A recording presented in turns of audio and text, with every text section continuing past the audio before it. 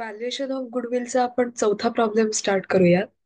आता या प्रॉब्लेम मध्ये इंट्रिन्सिक व्हॅल्यू आपल्याला कॅल्क्युलेट करायचे. त्यात काही फुल्ली पेड शेअर्स आहेत आणि पार्टली पेड शेअर्स साठीचा ही केस आहे. पण प्रॉब्लेम बघूया. प्रॉब्लेम मध्ये आपल्याला बॅलन्स शीट दिलेली दिसते आणि net profit of the company after providing tax, after टॅक्सचे काही प्रॉफिट आपल्याला दिलेले आहेत. 2020 पासून 2024 पर्यंत आपल्याला प्रॉफिट हे दिलेले आहेत.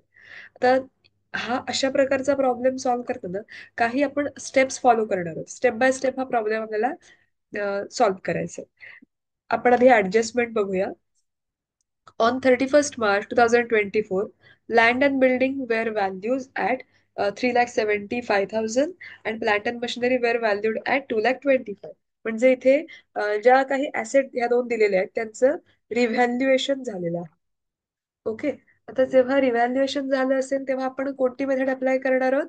तर कॅपिटल एम्प्लॉईड म्हणजेच नेट ऍसेट ज्या व्हॅल्यू आधी आपण जी नेट ऍसेट व्हॅल्यू मेथड जी आपण आधीच्या प्रॉब्लेम मध्ये सुद्धा फॉलो केली होती तीच मेथड इथे कॅल्क्युलेशन साठी वापरणार आहोत. Normal rate of return can be consider 8%. NRR चे पर्सेंटेज दिलेत. Goodwill is to be valued at 3 years purchase of super profit based on average profit of last 5 years. इथे सुपर प्रॉफिट पण काढावा लागेल आणि ॲव्हरेज प्रॉफिट सुद्धा इथे आपल्याला कॅल्क्युलेशनसाठी आधी काढावा लागेल. आधी आपण ॲव्हरेज प्रॉफिट काढूया, मग एक एक स्टेप आपल्याला पुढे जायचंय. Find the intrinsic value of fully paid and partly paid equity shares. Consider closing capital employed as average capital employed.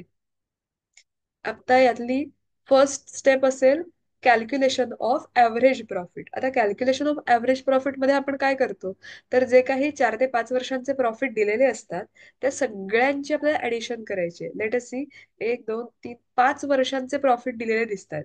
आता इथे 5ही वर्षांचे प्रॉफिटची ऍडिशन करायची आहे divided by number of years. 5 वर्षांचे प्रॉफिट आहे त्याच्यामुळे डिव्हाइड करताना 5ने डिव्हाइड करायचं. So 1,72,500 plus 1,50,000 plus 1,87,500, 180 plus 1,35,000. Addition करून घ्यायची डिव्हायडेड बाय 5 वर्षांचा प्रॉफिट आहे म्हटल्यावर आपण 5ने डिव्हाइड करणार आहोत. See the cursor.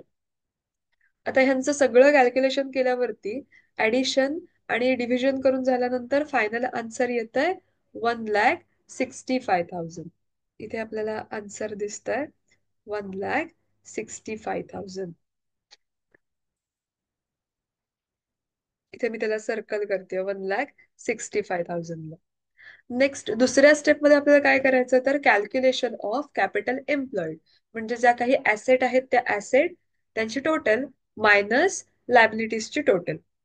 लायबिलिटीजची टोटल म्हणजे ज्या काही लायबिलिटीज आपण कॅपिटल एम्प्लॉईड मध्ये घेणार आहोत त्या सगळ्या घ्यायच्या, टोटल करायची आणि मायनस करून टाकायची.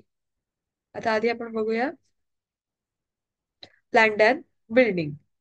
प्रॉब्लेम मध्ये कोणकोणत्या ऍसेट दिलेल्या आहेत आणि कोणत्या ऍसेटच्या रिव्हॅल्यूड अमाऊंट दिलेल्या आहेत. आता इथे ऍडजस्टमेंट मध्ये बघितलं तर लँड अँड बिल्डिंग आणि प्लांट अँड मशिनरीच्या रिव्हॅल्यूड अमाऊंट दिसत आहेत. मग आता अशा वेळेला काय करायचंय, तर बुक व्हॅल्यूज पण दिलेले आहेत आणि रिव्हॅल्यूड अमाऊंट सुद्धा दिलेले आहेत.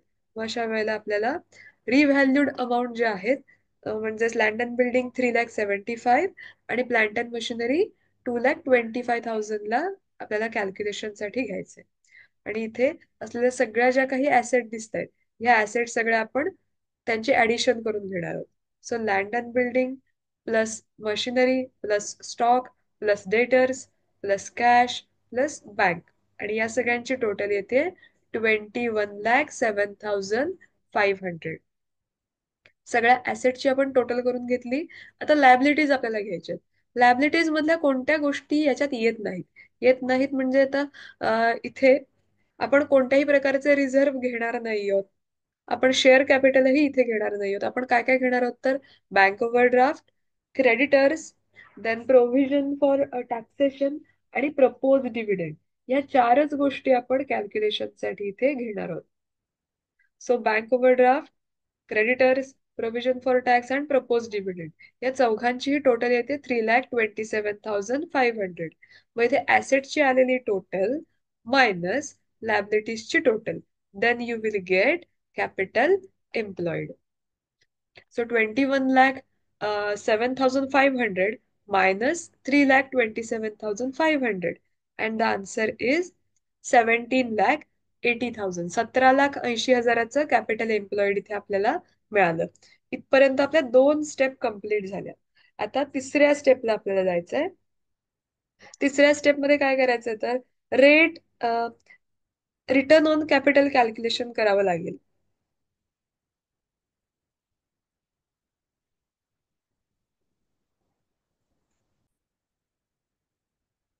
Third step calculation of return on capital.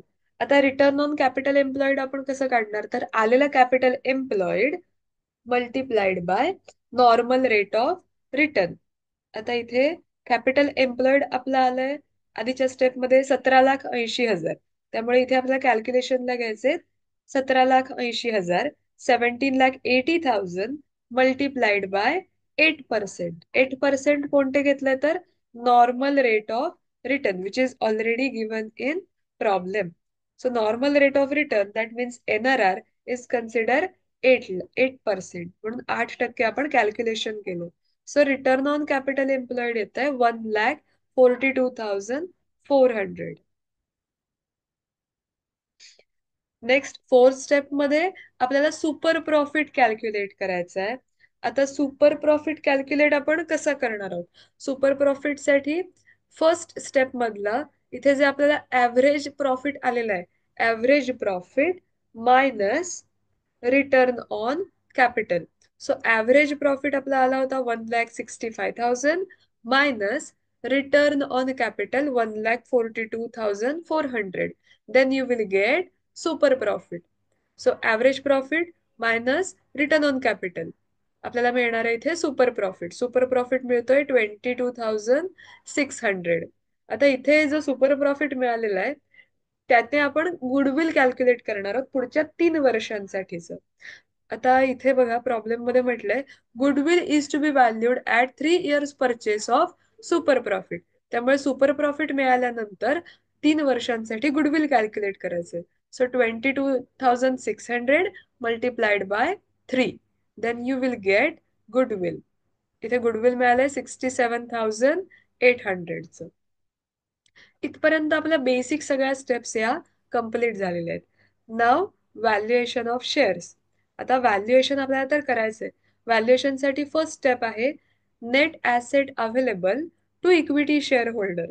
Net asset available to equity shareholder मध्ये आधी आपण घेणार आहोत capital employed. Capital employed already आपण कॅल्क्युलेट केलंय. इथे सेकंड स्टेप मध्ये आलंय 17,80,000. सो इथे 17,80,000चं आपण कॅपिटल एम्प्लॉईड घेतलं. त्यानंतर प्लस गुडविल. गुडविल आपल्याला मिळालं 3 वर्षांसाठीचं 67,800. सो आपण गुडविल त्याच्यामध्ये ऍड करून घेतलेले. टोटल येते 18,47,800. आता प्रॉब्लेम मध्ये जर बघितलं तर काही कॉल्स इन एरियर्स सुद्धा दिलेले दिसत आहेत बॅलन्स शीटच्या लायबिलिटीज मध्ये. आता जे कॉल्स इन एरियर्स आहेत सी हिअर इक्विटी शेअर्स दिसतात 15 लाखाचे लेस कॉल्स इन एरियर्स 2,000चे. मग इथले जे 2,000चे कॉल्स इन एरियर्स आहेत ते आपण लेस करून घ्यायचे. So less calls in arrears and the answer is 18,49,000.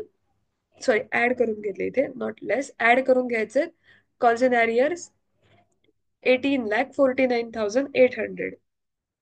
Capital employed plus goodwill plus calls in arrears सगळ्यांची टोटल येते 18,49,800. आता हे काय आलं तर net asset available to equity share holders. Net asset equity shareholder साठी किती अवेलेबल आहे तर 18,49,800.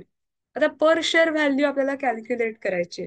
पर शेअर व्हॅल्यू कशी आपण कॅल्क्युलेट करणार तर net asset available to equity share holders divided by number of equity shares. आता नंबर ऑफ इक्विटी शेअर आपण कसे कॅल्क्युलेट करणार बघायचे. इक्विटी शेअर्स आपले किती आहेत. 15 लाखाचं टोटल इक्विटी कॅपिटल दिसतंय आणि त्याचे फेस व्हॅल्यू आहे 100 rupees. So here 15 lakh 15 lakh divided by 100 rupees 100ने डिव्हाइड करून घ्यायचे. म्हणजे नंबर ऑफ शेअर किती आले? 15 lakh divided by 100. Answer is 15,000. 15,000. So number of equity शेअर्सने आपण डिवाइड करून घेतलं. इंट्रिन्सिक व्हॅल्यूचा फॉर्म्युला लक्षात ठेवा. Net asset available to equity share holders divided by equity number of equity shares. So net asset available to equity share holders 18,49,800 divided by number of equity shares 15,000 and the value per share is division करून घ्यायचं त्यांचं 123.32. आता इथे point मध्ये answer आलंय. आता हे झाले फुल्ली पेड शेअर्स साठी. आता जर आपल्याला पार्टली पेड शेअर्स कॅल्क्युलेट करायचे असतील तर आपण काय करणार आहोत, तर जे फुल्ली पेड आलेलं आहे त्यातनं 30 मायनस करून आपल्याला घ्यायचे. बिकॉज आपल्याला फुल्ली पेड आणि पार्टली पेड दोघांचंही कॅल्क्युलेशन करायचं आहे. त्यामुळे आपण 30ने मायनस करून घेऊया. So here 123.32 minus 30 and the final answer for partly paid up share is 103.32. आणि इथे आपला इंट्रिन्सिक व्हॅल्यू फुल्ली पेड आणि पार्टली पेड केस मधला प्रॉब्लेम कम्प्लीट झालेला आहे.